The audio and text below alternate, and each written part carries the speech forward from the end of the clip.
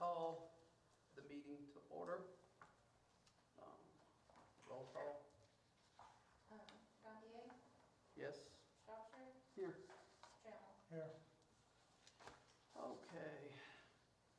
Discuss, possibly approve the October 16th, 2013 special meeting. Motion. Second. It's a motion and a second. Let me double check on this. I know I missed one. I don't know if it was this one or not. Yeah. So I'm just making sure you showed up. No, this one's the 16th. Yeah, It doesn't say who was there, does it? yeah. and Remember, then, yeah, okay. And you and Randy were weren't here. gone. All right, so I'll have to abstain. Okay, call for the vote. Gantier, Abstain. Shropshire, Yes. Trammell. Yes. Okay. Discuss, possibly approve minutes of April 30, 2024 regular meeting. Have a motion. Motion. Second. Okay, and I think I was here, and I believe Choya was here, correct? Right. Okay. Call for the vote. Shropshire, Yes. Trammell, Abstain. Gantier. Yes. Okay. Number 4, discuss, possibly recommend council action regarding approval of 2024-2025 Citigroup Health Insurance Plan from plans presented. Is there a motion to discuss? Motion. Okay, is there a second? Second. Okay, at this time, I believe we have a presentation in order. So please feel free to let us know what we need to know. All right, well, good evening. So, Ms. Shropshire, Ms. Gantier, you were here We at the were last here. meeting. Right. Mr. Trammell was not, so I don't know how much detail, Mr. Trammell, if you listened to the recording, or I did not. would you like me to just kind of go through it kind of quickly, touch on the high points maybe? Well, Troy had kind of talked before he and I were talking before we started the meeting. He said y'all had kind of decided on one option. Option 2, I think. Yes. Maybe. So is that still the go? So in the packet that I just handed you, what has changed since the last meeting is I was able to get nailed down the final negotiated rates from Blue Cross. So in last committee meeting, I said I had a written commitment that they would come down 3% off of what was represented, but not the actual to the penny rate that you would see on Right, the we bill. didn't have the actual numbers. But I have that now. Oh, that's wonderful. Thank you. So that is represented on page 3. Yes, on page 3. So what I brought before is page 2. To clarify now is on page 3.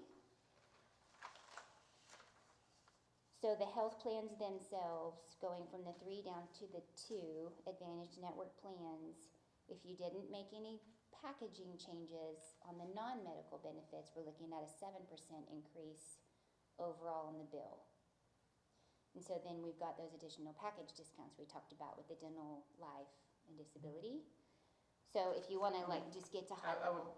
Are you understanding what they're saying? It's kind of like a multi-car discount insurance. We Yeah, have a I get it. Okay, all right. So let's talk numbers, and then we can back into the details if you'd like, so I don't get you too lost in the weeds. If you'd like to flip forward to page 12, this is just financial comparison. We're not talking about the details of benefits themselves. Just to give you the scale of how those package discounts affect your cost. So current is that first box. Like we said, it's $1.2 million total spend with all of those benefits. 7% increase overall right now with the renewal, not changing anything other than dropping the preferred medical network.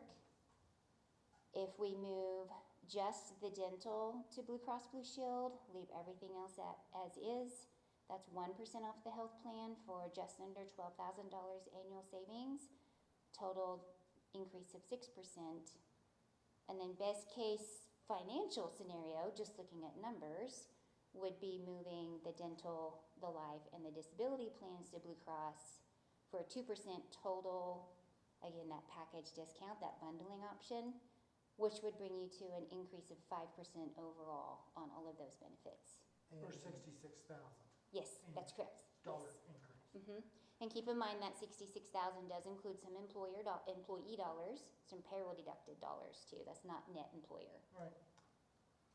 And you also, the programs for the life and the dental and everything were really pretty close across the board. Yeah, so just, if nothing else for Mr. Trammell's benefit, let's just take a quick glance at those if you'd like. That would be page 6 for dental. Okay. I'll give you time to get there. So there's a faint highlight to show the differences. So Delta Dental current renewal are those 2 columns in the center. With no changes, Delta Dental is still increasing 16%. Some of that's employer, some of that's employee money. The Blue Cross option, the differences are, first of all, the cost does go up. It increases by 22%, but like we talked last time, when you take a full percentage point off your big medical spend, it nets out to a savings overall. The differences on the benefits are, first of all, the annual benefit maximum. Right now, it's $2,500 a year per person. So that means me on your dental plan, if I have extensive dental work done, I can spend $2,500 of Delta Dental's money that's earmarked for me in the year for my treatment. On top of that, I also get my cleanings and x-rays. With Blue Cross Blue Shield, it's $3,000, but that includes my x-rays and preventative care, my cleanings and x-rays twice a month. So that's why it's a little bit different. And also, like I mentioned last time with Blue Cross, they don't have the ability to customize this benefit.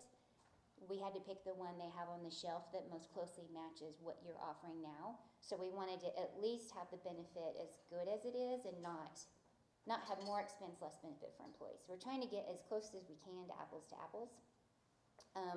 So that's those first 2 highlights, that line there that says yes and no with Delta. Delta, it's no. Blue Cross, it's yes. That's the question, does your preventative care reduce that annual maximum spend? Yes, it does with Blue Cross, but you've got the additional $500 to use towards that benefit. Is that making sense? Mm-hmm. Okay, good. And then the orthodontia, that's your braces benefit. Right now with Delta, it's $2,500 lifetime maximum, and that's for children under the age of 26 only. With Blue Cross, it does decrease down to $2,000 maximum per lifetime, but they are able to add adults. So me as your employee again, or my spouse, if we were on your plan, we could have braces under the plan and get $2,000 a piece towards that for lifetime. So the difference in your $2,500 for your lifetime maximum of the orthodontia on Delta is taken up actually when you have $3,000 up here for your annual benefit maximum. So it balances out a lot, doesn't it? Actuarially, yes. Now, if I'm a parent who is planning on using $2,500 of braces for my child coming July 1st, I might be frustrated that I've lost that extra $500 because I may not use the other maximum. These are separate buckets. They accumulate separately. So no matter how you slice it, there's going to be a few people that might see this as disruption, and then there'll be other people that see that it's an improvement. So Depending on what they need. Yeah, so you guys have the hard decision of figuring out where's that tipping point of too much disruption not worth savings and vice versa. But when you get down to the final savings, the amount of money that's coming out of the employee's pocket is going to be less with that option 2. Right. Option 2 or option 1 with the dental? No, option 2.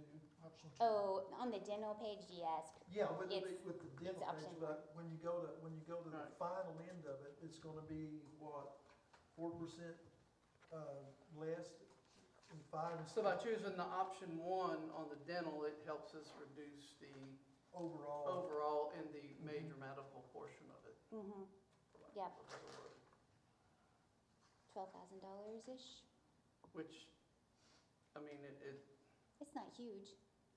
well, What'd you say it was? It's 11,737 to be exact, based upon this census. Okay. So,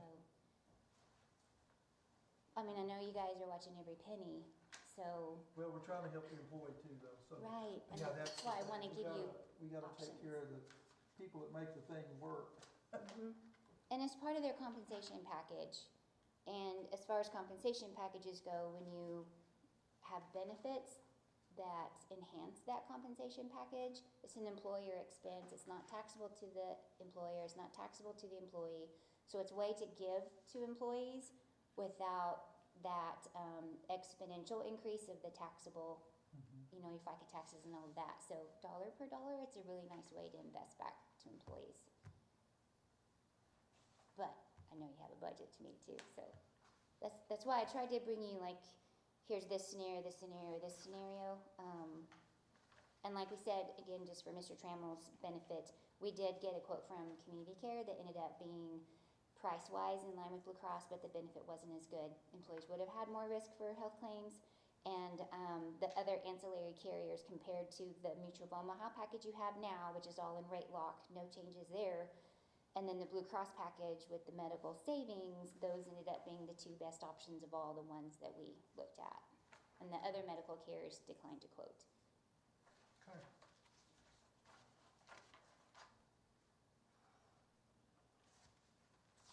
We will, like I said, we'll talk about Insure Oklahoma again during open enrollment meetings.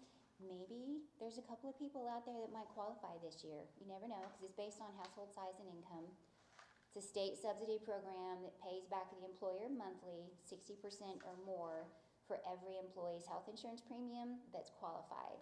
So if they're in the parameters, so they make too much money to qualify for Medicaid, which probably all of your employees probably do, but they still are under the threshold for Insure Oklahoma, then the state gives you back 60% of that cost, 85% of the qualified spouse's cost.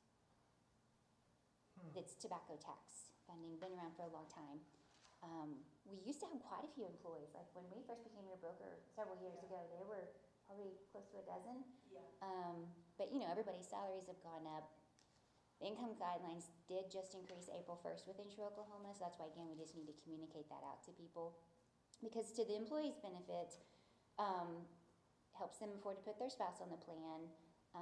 It would pay them back up to $900 a year for out-of-pocket claims. So it would help offset deductible and copays and things like that if they use the plan.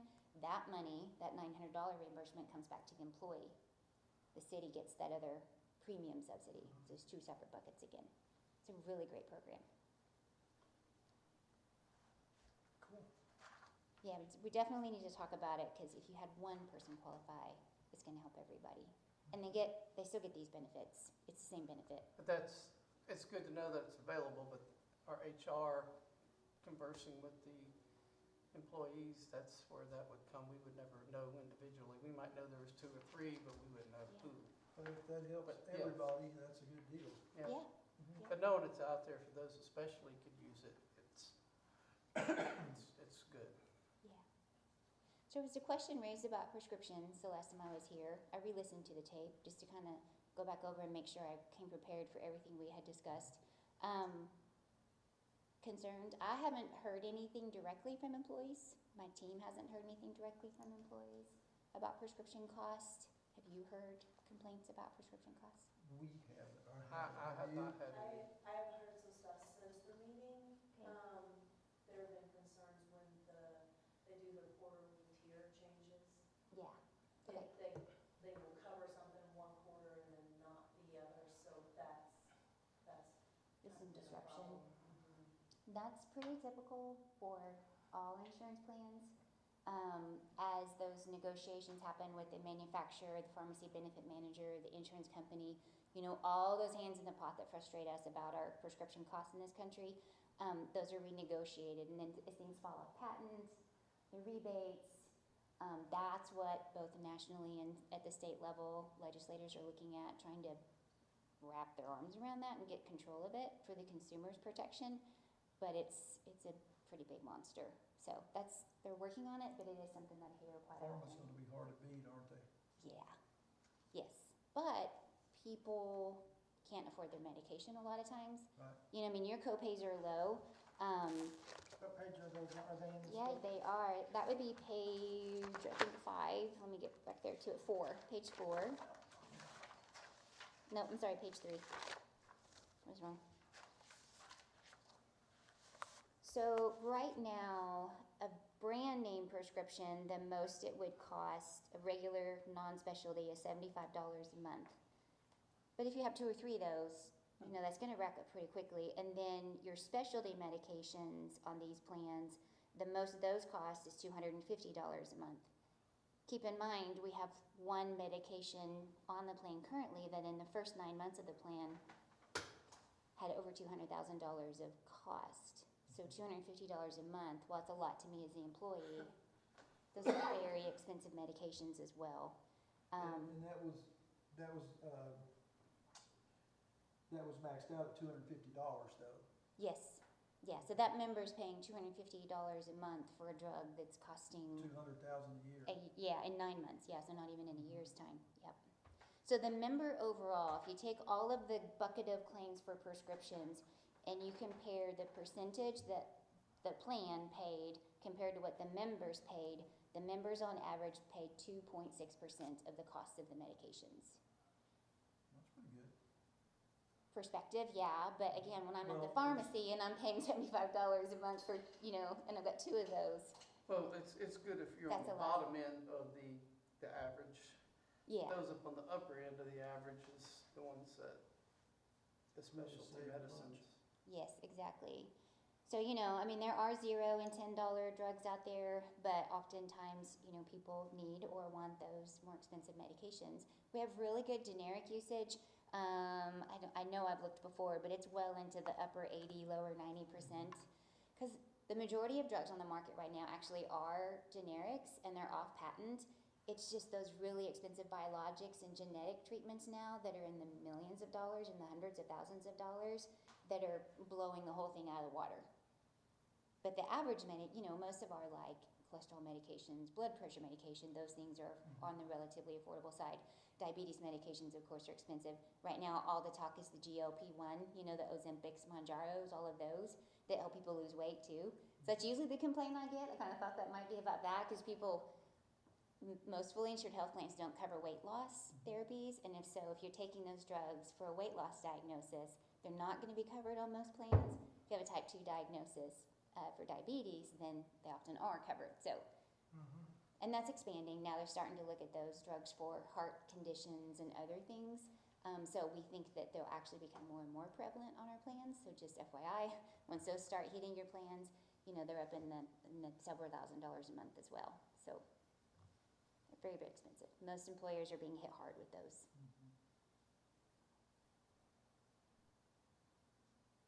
But if you use a generic, right now, the most you're gonna end up paying in tier 4 or tier 3 is $75. That's the brand name actually. So that's a non-preferred formulary brand name is $75. Okay, I thought it said the preferred tier 1, tier 2, and tier 3 was 75, and the non-preferred was 95. That's confusing. So the non-preferred in that particular definition is non-preferred actual pharmacy location.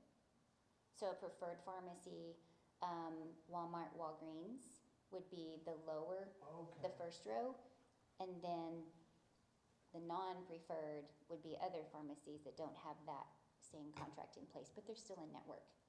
Okay, so that would be like possibly Bags or somebody like that. I think Beggs is preferred now. I think they've moved over. Okay, Yep. good, that's good.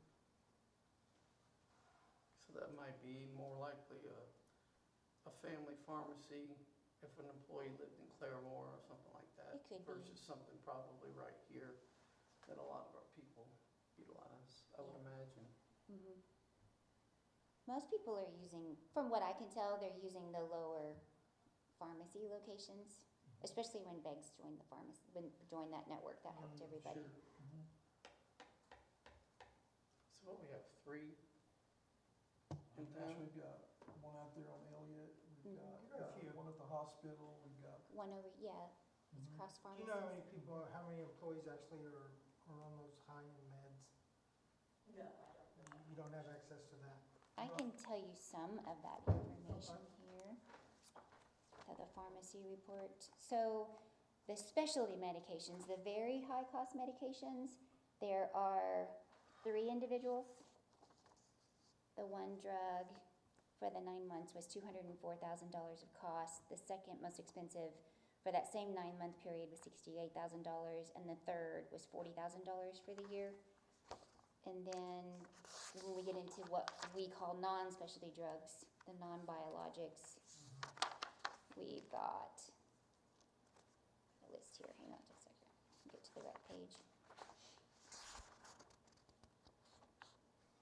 We have, for example, 28 prescriptions, 3 members using Eliquis. That's one of your higher cost non-specialty. 12 members using a anti-diabetic medication. That's a little on the high side. 16 people using amphetamine, so like ADHD medications. That hits the list. And now all the others are like 2 and 3. 1, 2, 3. They're just onesies. Okay. So your high number of people taking a particular medication would be the anti-diabetics and the ADHD drugs. And that's normal for any population. Sure. And here we go, yeah, 88% of all medications filled are generic already on the plan. Okay, good. So they're using it wisely. They're doing what they can to save money. Probably those people that are taking brand name drugs, they're taking drugs that either they can't take the generic for some reason or there isn't a generic available, it would be my assumption. Right. Okay, thank you. You're welcome. We'll stick with VSP as on vision too, are we? We talked about that, yeah. Again, just really from personal experience, the customers I have moved to Blue Cross's vision plan, it's not been a happy experience for employees. The network is different, the way claims are processed is different, as far as like the reimbursement rates, how much the employee ends up paying for the same service or same type of glasses and lenses. So for a half a point off the medical plan, that isn't one that I think I would recommend unless you just had to go bare bones on pricing. I think you'd hear a lot of You noise. said they're not happy with Blue Cross Blue Shield whenever it comes to vision. Vision, yes, correct. Yeah, my Which would experience has take, and been, it's, so if we took that into consideration, that would take us to option 1 on page 12, correct? No, it'd be still option 2. no, I still left it out because I didn't, Okay, oh, yeah, you did, Yep. I'm sorry, yep. I went ahead and just left it out because I was like, I don't think that No, would be, no, I'm tracking now, you're right. I think you'd hear about it. Okay, So what will happen when you make a decision, and this goes to council makes the full decision, whichever option you choose, if you decide to add 1 or more Blue Cross lines of coverage, I'll go back to them and tell them that once the signed paperwork, the new contract is sent in, they'll send me back a new set of rates that takes off those additional discounts for the packaging. okay. But if we go with option 2, we're looking at a 5% increase over last year Yes, with all of these medical, dental, vision, basic life, which when it started out, it was up around, what, 22% when you started? the first- 11. Thanks for the credit, but no, it was only 11. Oh, I thought you said something about a 22%. We Where started did- at where did we 11. come up with that? Well, I wish I had that kind of magic pen. That would be magic. Okay, 11, so we're. We got it at half, 11 to 5. What, so- didn't you say also that they actually expended more money on our medical? Yeah, the loss ratio is 100%, 100.5%. So the $1 million that you guys paid in, that the city paid in premium, they paid $1 million out in claims on the other end. So So- basically, they came out less than 0 On paper, on paper, yeah. yeah. They get to keep their rebates on prescriptions and things, so they're not losing money, I would assume. Nobody's in business to lose money, but I think they do want to keep your business. I think they've been, the last few years I've been dealing with Blue Cross, I really do think they want to keep your business. Okay. Let's go to expert number 2. What do you think, Lisa? Well, I was fixing to call her up and have her, I want your recommendation, since you're dealing with this, you can kind of give us your opinion, please. Could you come up to the microphone, please? Thank you. really don't work, but might as well anyway, huh? Well, look, Nina won't fuss at me if I told you to go to the microphone. I would recommend going with the option to keeping VSP in place, because the employees are paying for VSP anyway, city doesn't put into that. It's not that much of a decrease off the, overall bill. I think it's worth a shot on changing the life and the dental to Blue Cross Blue Shield to get that kind of a discount, because that's gonna be the biggest hit in the city's wallet and the employee's wallet, is on the health side. So if we can get that down, you know, to the least amount of increase possible, I think that's the way to go, is the option 2 on page 12. So keep Blue Cross Blue Shield for health, dental, life, the short-term, long-term disabilities, and keep VSP for vision. I would recommend whoever's gonna make the actual motion for action, somebody jot this down so that when you read it out as a motion. Well, we're just moving this to council tonight, we're not actually. No, we're voting to send our recommendation of whatever to council. Which option we want. Yeah, what we would. Possibly recommend Before action. you motion, did you want to listen to the EAP? Yeah, Because that would have to be amended in, since it's one line. yes, One I action. know, I don't wanna leave anything out, because I know we have a kind of a time deal. And I believe you wanted to come back and bring something else to us on disability at another time, didn't you? Wasn't it disability? I think it was the EAP. It was this. Yeah. Oh, is this? Before we leave that, there was 2 other things I just wanted to Sure. point out too, and for the record, the LTD that's paid for by employees, there was some change there, so some of those costs are gonna go up for employees. So we talked about that again, a little bit of shift here to save over here. And then the other thing I wanted to point out was the voluntary life insurance is paid for by the employee, that's optional with Blue Cross, moving over there. Only this open enrollment, July 1st, 2024, all employees would have the $100,000 guarantee issue option, which right now, sorry, they don't. You would have to be a new hire to take advantage of that. Anybody who's past their new hire window has to go through medical underwriting to be approved for an increase. This would allow all employees to go all the way up to $100,000 if they so chose, without those health questions and the chance of being denied. So that was a really nice benefit to be able to say, For hey, you got middle this. age and older, that's a big deal. And you've had some employees who've been here a long time who maybe 10 years ago didn't think they needed it or didn't want it, and so things have changed, and now they're like, I really wish I would have had that, and be a nice opportunity for them. So I just wanted to point those 2 things out too, that they are, on the LTD, it's a bit of a negative, more cost there, but on the life insurance, it's an enhancement. All right, before you go any further, is there any questions you might have from somebody who's dealing with your people that we may not be thinking about? Not right now, I mean, they're always talking about the cost, of course, but, you know, going up, but the only thing I've really heard is the prescriptions. I've had one mention problem with prescriptions, but other than that, nothing's come through my office on it. Okay. Encourage them to reach out to me. And let's see if I can't, maybe there's something they're not aware of, something that's there in the contract that we can help to improve that, or educate something. Yeah, happy to do that, that's why we're here. Okay, thank you. You're welcome. Okay, so the EAP, And this is new this year, right? this would be new, and I'll start off by saying, like I said the last time, I know I'm not here to try to spend more money necessarily, because I know we're watching budget. However, mental behavioral health is such a common discussion and topic right now, near and dear to my heart, as well. Brown & Brown has an entire population health team. We have a national medical director and a national director of mental behavioral health. They're actual physicians. And so our team of experts vets out every year these vendors, for lack of a better word, who sell employee assistance plans.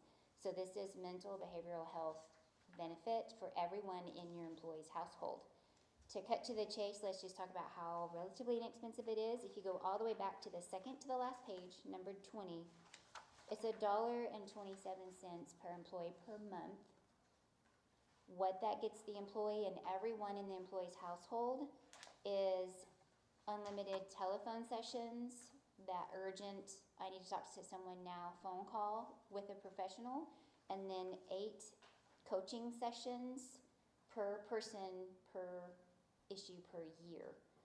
So if I have a loss of a loved one in our family, we can each call in and talk to someone 8 times for grief counseling, and then say, mom loses her job, now we've got some financial strain, mom and dad want to talk to someone for financial assistance, each get 8 sessions there, and so on and so on. So that's how that would play out. Here in rural Oklahoma, I know even with my own team that I lead here at Brown & Brown and Pryor, it is difficult to find a mental behavioral health professional that you can get into quickly that is close by. So, teammates are having to take off work to drive to Tulsa to see someone, and then it still takes months to get in sometimes. This is virtual, so people can see someone on their own schedule, after hours, at lunch, they can schedule it beginning into whatever they need to do. They have thousands of counselors, and so you can also choose, let's say for example, I want to speak to a female only, I can speak to a female only. And and their specialties, so like PTSD or childhood trauma or whatever it might be, you can search for someone that has a specialty for the type of conversation that you want to have specific to your need, and you can change that person anytime you want to. So it's a lot of internet app based, so you go online, you can pick your counselor, you can see their picture, it's actually pretty cool when you see the demonstration. But there are other things that they do, like let's say for example I have a new cancer diagnosis or a new significant health condition, and I need support finding care, like where can I go? I live in rural Oklahoma. Should I drive to Joplin? Should I go to Tulsa? Is there a Mayo Clinic nearby that I can get to? They'll coordinate with the health plan and you and your family to figure out what do you need, what are your resources, and how can we get you in touch with those different resources with your health plan in your community to help you out. So it's robust. These have been negotiated by our national team so that they have performance guarantees. They have to answer the phone within so many minutes, not hours. And they have to be able to get someone live with a person quickly instead of having to wait, months in order to see somebody. So we get reports. You won't be able to see who called in, but we will see how many people are utilizing it. What we have found over the past several years since we've implemented these negotiated plans is that we see twice the utilization that you would, the EAP that you have now, which is free and tacked on to your life insurance policy.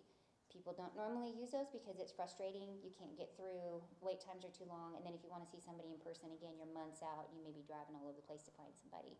So this just gives people the access they need. Again, it's a hot topic with everybody, everywhere across the country, not just here. We've got police and fire, I'm sure they have resources too, but this would be another option for them and everyone in their household, so I think that's nice.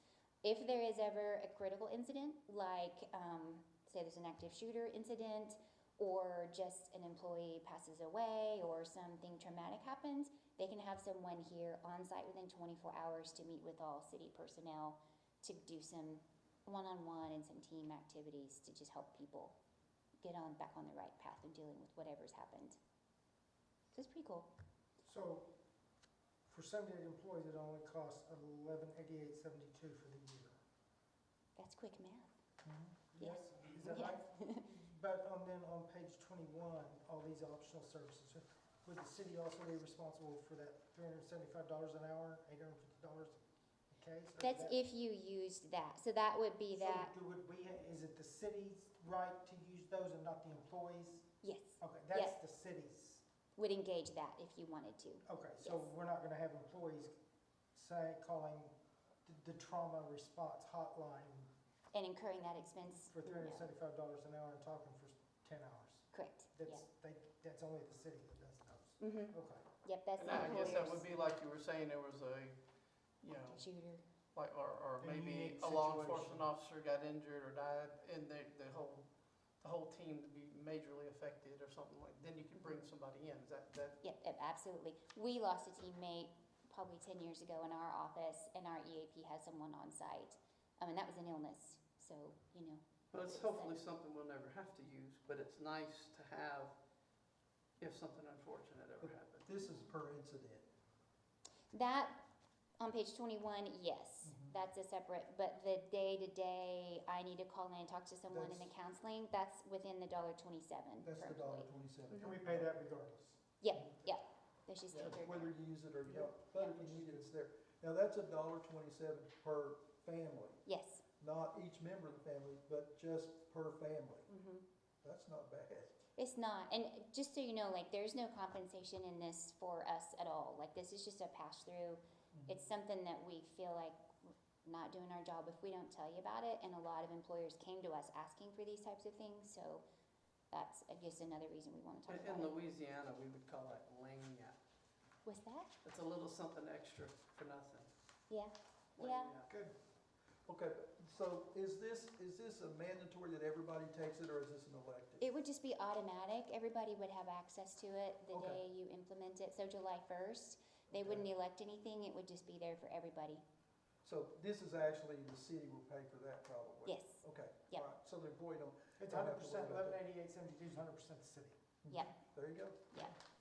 so I kinda just spent the savings on the health plan, but totally optional. Yeah. Yeah, Trying to keep things in perspective, right? but that is a great option. Any There again, questions? we have somebody from one of the departments where this could really be utilized. What's your thought on something like that for $1, was it 27? $1.27 a month. Can't beat it for $1.27. Everybody needs the ability to have someone to talk to when there's an issue, That's kind of what I was thinking whether as it's an well. employee or the family, so. I really believe having these types of programs available, yes, it may be a couple $1,000s, worst case scenario, I know it's not that much, but you get worker productivity, that's gonna, Sure. over the course, it will cover that just from the ones that are helped. Yeah. I think it'll pay for itself in worker productivity. One person, if it helps one person, it's worth all of that. Yeah, so, yeah, just, I mean, from pure cost standpoint, not only that, it is a good thing to have for our people, a good benefit. What do you mean whenever you say 8 sessions? Is that just 8 sessions per employee? 8 sessions per person in the family, per topic. So, that would be like going to see a counselor 8 times for a grieving situation or a financial stress situation, So or what happens if they need like a 9th or a 10th session? then there is some cost to the employee if they want to extend it. It becomes the employee's Mhm. cost. So the bottom line is we would only, for this program, this EAP, the city of Pryor would only be spending $1,188.72 for the year for all of its employees and family members. Correct. Supposing that our worker force stays the same, if it increases, it'll marginally increase. Yeah. And the reason Or it there, could go down too, I mean, that's fluid.